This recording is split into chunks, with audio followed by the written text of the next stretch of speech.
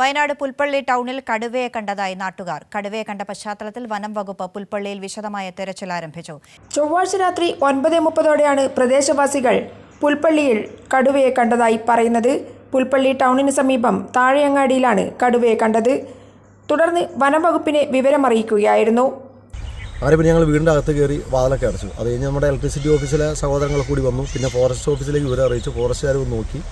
അത് കഴിഞ്ഞ് ഞങ്ങൾ നോക്കുമ്പം ഇലക്ട്രിസിറ്റി ഓഫീസിൽ അവർ ഞങ്ങളും കൂടി നോക്കുമ്പോൾ തൊട്ടപ്പുറമുള്ള റബ്ബർ തോട്ടത്തിന് അവിടെ നിന്ന് വീണ്ടും ശബ്ദം കേൾക്കാൻ തുടങ്ങി. അപ്പോൾ ഞങ്ങൾ വീണ്ടും തിരിച്ചവിടെ നിന്ന് പോകുന്നു, വീടിനകത്ത് കയറി. ബുധനാഴ്ച പുലർച്ചെ വീണ്ടും കടുവയെ കണ്ടെന്നും നാട്ടുകാർ പറയുന്നു. രാവിലെ 5 മണിക്ക് നമ്മുടെ തൊട്ട് ചേർന്നുള്ള ജഡേറ്റങ്കാൽ അമ്പലത്തിലെ പൂജാരിയും രാവിലെ കടുവയെ കണ്ടതായിട്ട് ഇപ്പോൾ പഞ്ചായത്ത് മുറി വിളിച്ചു പറയുണ്ടായി. എന്തായാലും ടൗണിൻ്റെ ഈ ഭാഗത്ത് തന്നെ ഈ കടുവയുടെ സാന്നിധ്യം എന്താണെങ്കിലും ജനങ്ങളെ ഭീതിയിലായിരുന്നു. ഇന്നിപ്പോൾ അമൃത സ്കൂളിലൊക്കെ ലീവ് കൊടുത്തിരിക്കുകയാണ്. മേഖലയിലെ അമൃത ഇംഗ്ലീഷ് മീഡിയം സ്കൂളിന് ബുധനാഴ്ച അവധി നൽകി.